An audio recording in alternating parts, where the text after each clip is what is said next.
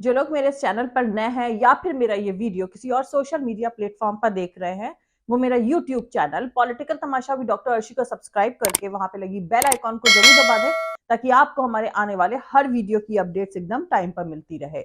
और दोस्तों, अगर आपको हमारे वीडियोस इंफॉर्मेटिव लगते हैं, अगर आपको हमारा काम पसंद आता है, तो आप अपने इस चैनल को सपोर्ट कर सकते हैं इसके पेट्रॉन बन करके या फिर इसकी मेंबरशिप लेकर के। पेट्रॉन बनने का लिंक और मेंबरशिप लेने का लिंक इसी वीडियो के डिस्क्रिप्शन में अलग अलग डाल दिया है, जिस पर क्लिक करके आप पेट्रॉन बन सकते हैं या फिर मेंबर बन सकते हैं। तो चलिए आज के सियासी तमाशे के सफर को शुरू करते हैं।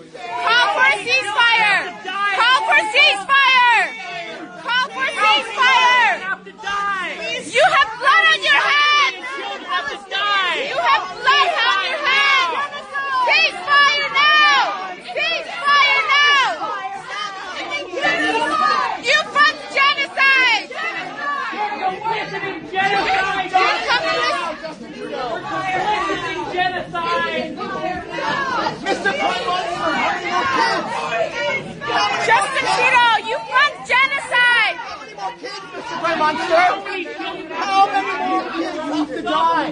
You fund genocide, Justin Trudeau. Look at us. Look at us. How many children have to die? Look at us, Justin Trudeau. Answer for your crimes. You are killing kids.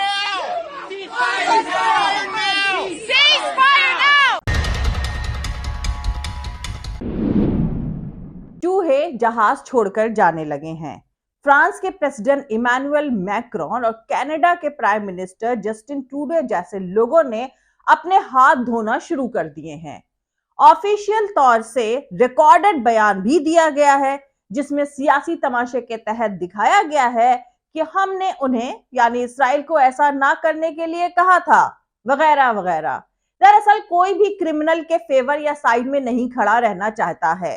दोस्तों, दुनिया की तारीख जंगों से भरी पड़ी है, लेकिन ये पहली मर्तबा ऐसा हो रहा है कि इस्राइल हमास के लड़ाकों से लड़ने के बजाय फिलिस्तीन की आम शहरियों, बच्चों, औरतों, पत्रकारों और डॉक्टरों का कत्ल कर रहा है।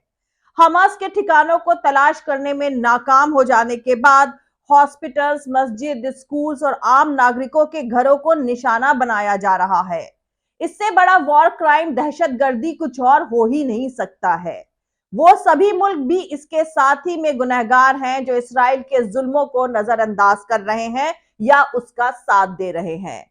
इस्राइल की दहशतगर्दी को दुनिया के इतिहास में उसकी शर्मनाक हार के तौर पर लिखा जाएगा और कभी भी इसको जीत नहीं माना जाएगा, क्योंकि ये आम लोगों का कत्ल है। 2-3 दिन पहले ही कनाडा के प्रधानमंत्री जस्टिन ट्रूडो एक रेस्टोरेंट में खाना खाने गए थे। वहां मौजूद लोगों ने सीज फायर के नारे लगाए। रेस्टोरेंट में मौजूद औरतों ने कहा, जस्टिन ट्रूडो, आपके हाथ फिलिस्तीनी बच्चों के खून से रंगे हुए हैं, क्योंकि आप इस्राइल के दहशतगर्दी का सपोर्ट कर रहे हैं। खैर, कनाडा के प्रधानमंत्री को वहां से चुपचाप निकलना पड़ा। वहीं दूसरी तरफ इस्राइली यहूदी भी नेतन्याहू की सत्ता पलटने के लिए उतावले हो रहे हैं।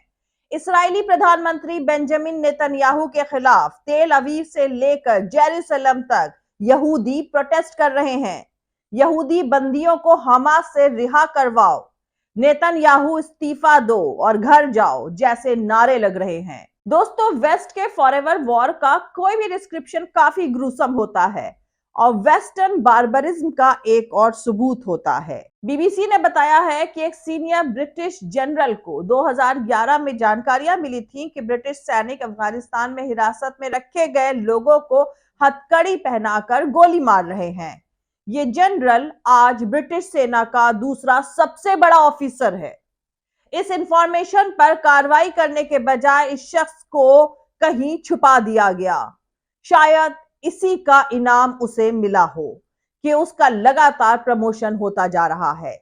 इस साल के शुरू में प्रिंस हैरी की किताब पर बहुत बवाल मचा था। इस सो कॉल्ड राजकुमार ने अफगानिस्तान में 25 लड़ाकों को मारने का दावा करते हुए किताब में लिखा था कि वो उन्हें शतरंज का प्यादा समझता था। इस पर तालिबान नेताओं ने कहा था कि मरने वाले प्यादे नहीं थे, इंसान थे, उनकी फैमिलीज थी जो उनके घर लौटने का इंतजार कर रही थे। तालिबान ने यह भी कहा था कि अफगानों के हत्यारों में प्रिंस हैरी जैसे कम लोग हैं जो इस सच को बोल देते हैं कि उनके सैनिकों, सेना और नेताओं के लिए अफगान बस प्यादे भर रहे हैं, पर इस खेल में वो ही हारे हैं। दूसरी तरफ अमेरिकी डिफेंस गैंग अपने खाता बही का ठीक से हिसाब नहीं कर पा रहा है। ये 6 साल से लगातार चल रहा है। पहले भी ऐसा ही हुआ है। बीते 6 सालों में 2 राष्ट्रपति यानी कमांडर इन चीफ आए। एक अपने धुन में मगन रहते थे, उनके पीठ पीछे माल उड़ाने वाले माल उड़ाते रहे। दूसरे को अपना ही होश नहीं रहता है, तो माल उड़ाने वालों की तो बस चांदी ही है। इनके पहले जो कुछ कमांडर इन चीफ आए थे वो माल उड़ाने में खुद माहिर थे, सो उनके लिए हिसाब रखना आसान था। साथ ही वो जंग के सरदार भी थे, तो दूसरे देशों में लूट कर कुछ भरपाई कर दिया करते थे। बहरहाल फॉरएवर वॉर का मकसद यही होता है कि जनता के पैसे को मिलिट्री इंडस्ट्रियल कॉम्प्लेक्स और उनके पैरोल पर नेतागिरी कर रहे लॉबी की जेब में डाला जा सके। 60 के दशक के शुरू में अमेरिकन प्रेसिडेंट आइजनहावर ने राष्ट्रपति के तौर पर अपने आखिरी भाषण में अमेरिका को वार्न किया था कि मिलिट्री इंडस्ट्रियल कॉम्प्लेक्स का जोर बढ़ रहा है और इसे नहीं रोका गया तो अमेरिका की डेमोक्रेसी ढह जाएगी। साल 1977 से लेकर 1981 के बीच राष्ट्रपति रहे जिमी कार्टर का कहना है कि अमेरिका में छोटे से छोटा चुनाव भी बेईमानी के पैसे के बिना नहीं लड़ा जा सकता है। अब सोचिए, ऐसे मुल्क से आप इसराइल फिलिस्तीन जंग पर इंसाफ की उम्मीद कर सकते हैं, जो सेकेंड वर्ल्ड वॉर के बाद खुद अमेरिका की मदद से हुक्मरान बने बैठे हुए हैं। वो सब अमेरिका और ब्रिटेन की नाराजगी मोल क्या लेंगे। दूसरी तरफ जानकारों का कहना है कि जो बाइडेन ने चीन के साथ अमन कायम करने और मल्टीपोलर दुनिया के उदय को कबूल करने का आखिरी मौका भी तबाह कर दिया है। सैन फ्रांसिस्को में मुलाकात के कुछ घंटों बाद ही जो बाइडेन ने शी जिनपिंग को तानाशाह कह दिया। जो बाइडेन एडमिनिस्ट्रेशन के लगातार गलत बर्ताव के बावजूद चीन ने अमन के लिए कोशिश करी। कहा जा रहा है कि चीन शायद दोबारा कोशिश अब नहीं करेगा। चीन फ्रेंडली अलायंस ताइवान में चुनाव की अगुवाई कर रहा है और जनवरी में उनकी जीत अमेरिकी सरकार के तरफ से चीन को उकसाने के लिए करी गई दुश्मनी को खत्म कर सकता है। ताइवान के लोगों ने देखा है कि यूक्रेन में क्या हुआ और वो एक और अमेरिकी प्रॉक्सी वॉर का शिकार नहीं बनना चाहते हैं। मौजूदा वक्त चीन का साइड ले रहा है। आने वाले वक्त में अमेरिका को बड़े इकोनॉमिक कोलैप्स का सामना करना पड़ सकता है। नया कर्ज जुटाना तकरीबन नामुमकिन है, क्योंकि अमेरिकी सरकारी बॉन्ड को अब ज्यादातर देशों के तरफ से एक जहरीली प्रॉपर्टी माना जाता है। शायद पैसा छापना ही इकलौता ऑप्शन बचा हुआ है जिससे इंटरनेशनल कारोबार में और रिजर्व करेंसी के तौर पर अमेरिकी डॉलर में तेजी से गिरावट आएगी, जिसके चलते बड़े पैमाने पर इन्फ्लेशन और अनप्रेसिडेंटेड प्रोपोर्शन में अमेरिकी इकोनॉमिक कोलैप्स होगी। जानकारों का मानना है कि सबसे बड़ा जोखिम यह है कि इससे पहले कि सभी अमेरिकियों को यह साफ तौर से पता चल जाए कि उनके करप्ट नेताओं ने उनके देश को तबाह कर दिया है, अमेरिका की सरकार तीसरे वर्ल्ड वॉर की शुरुआत कर देगी।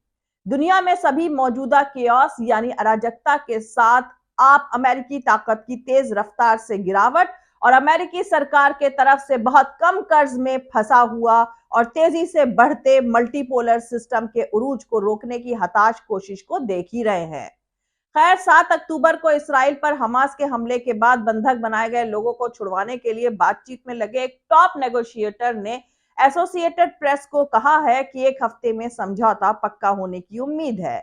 लेबनान के फॉर्मर खुफिया चीफ अब्बास इब्राहिम ने कहा कि अगर इसराइल थोड़ा लचीला रुख अपनाए तो यह डील हो सकती है। अगर इसराइल अपनी शर्त से पीछे हटता है या वो हमास की रखी कुछ शर्तों पर अपनी ना से पीछे हटता है तो डील जल्दी हो सकती है। ऐसी उम्मीद जताई जा रही है कि अगर चर्चा के मुताबिक समझौता हुआ तो फिर गजा ले गए करीब 240 बंधकों को छुड़ाने के बदले इस्राएली जेलों में बंद बच्चों और औरतों को रिहा करना होगा। इब्राहिम ने कहा कि हमास की शर्तों के मुताबिक वो चाहते हैं कि कम से कम गजा के साउथ और नॉर्दर्न इलाकों के बीच लोगों की फ्री आवाजाही हो।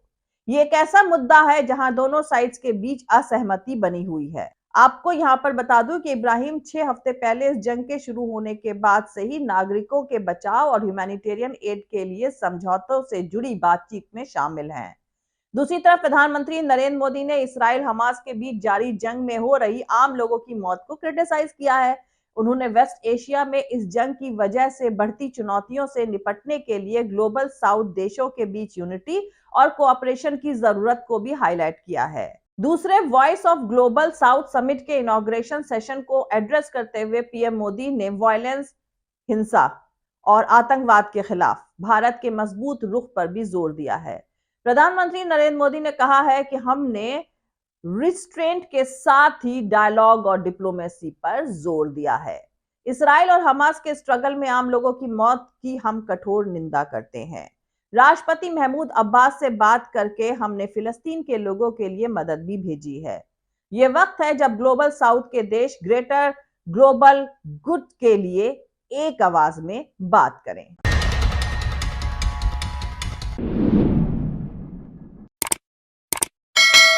तो आज के लिए इतना ही। मिलते हैं अगले वीडियो में किसी दूसरे नए सियासी तमाशे के साथ। जय हिंद, सत्यमेव जयते, अल्लाह हाफिज। दोस्तों, हमारा पूरा वीडियो और दूसरे और वीडियोस देखने के लिए हमारा YouTube channel political Tamasha with doctor Arshi को सब्सक्राइब करके वहां पे लगी बेल आइकॉन को जरूर दबा दें ताकि आपको हमारे आने वाले हर वीडियो की अपडेट्स एकदम टाइम पर मिलती रहे। और दोस्तों, अगर आपको हमारे वीडियोस इंफॉर्मेटिव लगते हैं, अगर आपको हमारा काम पसंद आता है, तो आप अपने इस चैनल को सपोर्ट कर सकते हैं इसके पैट्रॉन बन करके या फिर इसकी मेंबरशिप लेकर के। दोनों का ही लिंक अलग अलग इसी वीडियो के डिस्क्रिप्शन में दे दिया गया है। और आप हमें फॉलो भी कर सकते हैं हमारे ट्विटर, इंस्टाग्राम और फेसबुक पेज पर। मेरा ट्विटर हैंडल है @arshi Aziz Khan। Thank you. मिलते हैं अगले वीडियो में।